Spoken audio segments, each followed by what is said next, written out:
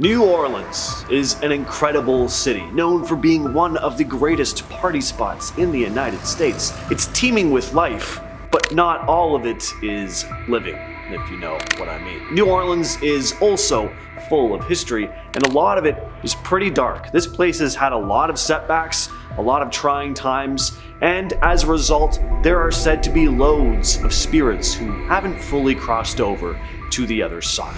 And we're starting off the list with the Lalaurie Mansion. If you think Elizabeth Bathory was evil, just wait till you hear about Delphine Lalaurie. This mansion is said to be one of the most haunted places in New Orleans, and that is saying a lot because New Orleans has a bit of a reputation for being pretty paranormally active. This was not a tough list to put together by any means. The Lalaurie Mansion is a historic house in the French Quarter, which was the site of an incredibly twisted crime, or series of crimes.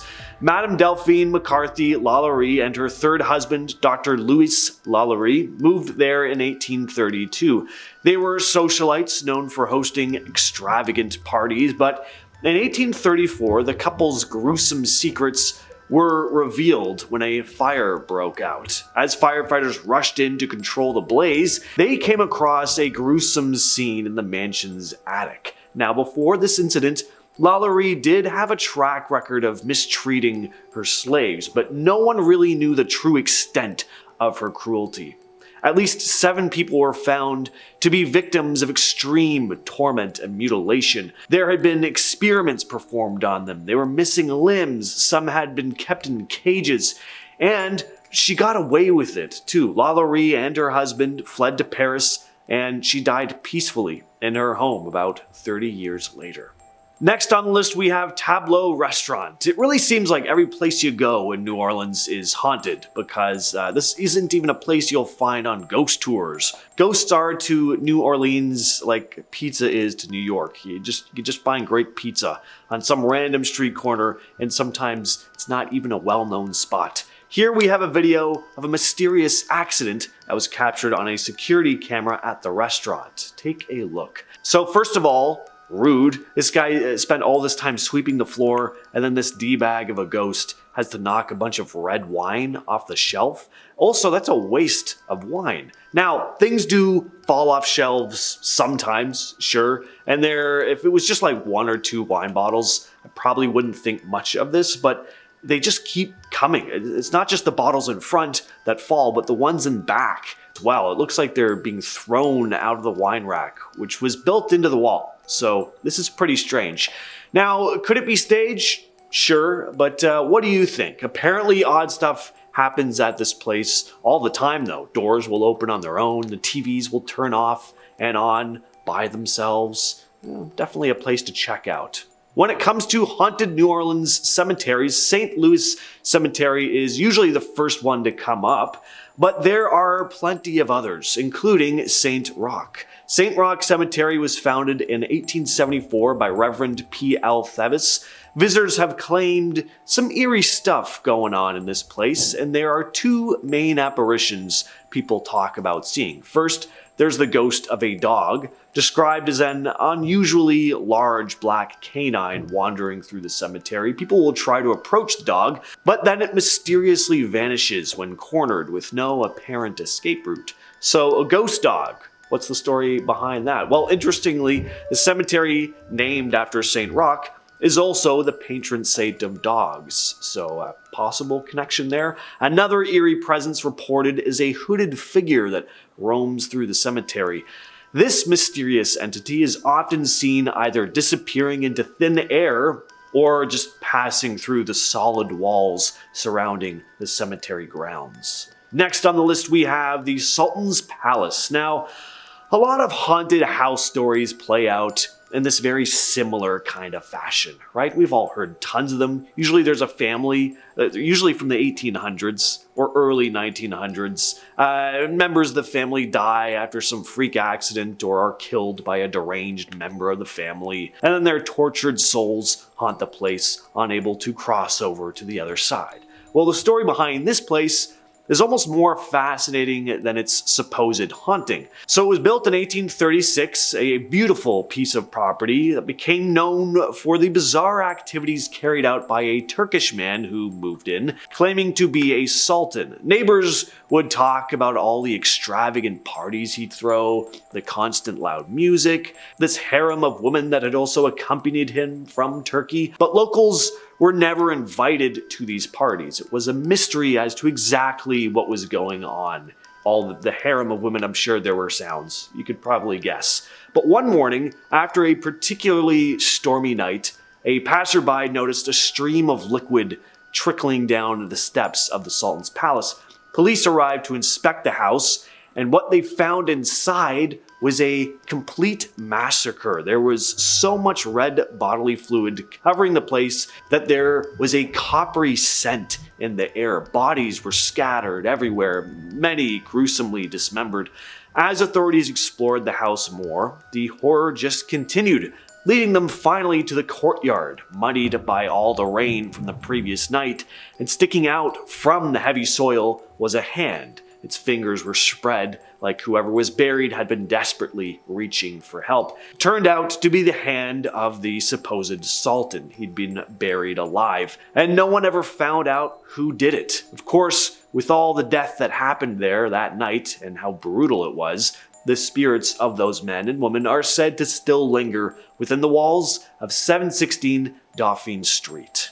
Next up, we have the Haunted Hotel. That's actually just its name. There are a few ghosts said to haunt this place, and there better be with a name like that. But the star of the show is the ghost of an axe-wielding madman who terrorized the streets of New Orleans from 1918 to 1919. This unidentified individual targeted mainly Italian immigrants. He'd break into people's homes in the middle of the night, attacking his victims with an axe or a straight razor. It was pretty clear that the attacks were hate motivated, as the guy never actually took anything from their homes other than, of course, their lives. The city was gripped with fear, never knowing who was going to be the Axeman's next victim or when he was going to strike. But on March 13th of 1919, a mysterious letter was published in the paper, apparently coming from the Axeman himself. Part of the letter read, "To be exact, at 12:15 earthly time. On next Tuesday night, I am going to pass over New Orleans. In my infinite mercy, I am going to make a little proposition to you people. Here it is. I am very fond of jazz music, and I swear by all the devils in the nether regions, every person shall be spared in whose home a jazz band is in full swing at the time I have just mentioned. If everyone has a jazz band going, well then, so much the better for you people. One thing is certain, and that is that some of your people who do not jazz it out on that specific Tuesday night, if there be any, will get the axe." And jazz did fill the streets on the night, and there were no victims. So what's the connection to this hotel? Well, there's a theory that the Axeman may have been a handyman who rented out a room in what used to be the slave quarters where the hotel stands now. The story goes that a red-stained axe was found behind a wall during renovations of the building, and this axe may have belonged to the Axeman. Next, we have another infamous New Orleans spot, Lafitte's Blacksmith Shop. This place is a frequent stop on ghost tours. Now, taking one look at the place, it's easy to see why. The place looks lovely and quaint, but it's a relic. It doesn't look like it's changed a bit since the day it was built. If I had to guess what building on this block was teeming with paranormal activity, I'd point right at this place. Lafitte's Blacksmith Shop is named after the infamous pirate and privateer Jean Lafitte from the early 1800s. Lafitte became a local legend in New Orleans, particularly for aiding Andrew Jackson during the War of 1812. The main ghost said to haunt the place is said to be the spirit of John himself, and apparently that's not just a wild guess either, but because people claim to see him pretty clearly, a full-bodied figure dressed in sailor's gear. He's usually seen standing in dark corners near the first floor fireplace, silently observing, but as soon as he's spotted, he fades away into the shadows. On the second floor, staff and guests have claimed to see the apparition of an unknown woman, said to also whisper people's names in the middle of the night. Then there's the red eyes. Visitors will report seeing red eyes peering out of dark corners in the building, and once eye contact is made, the eyes freeze briefly before just fading away.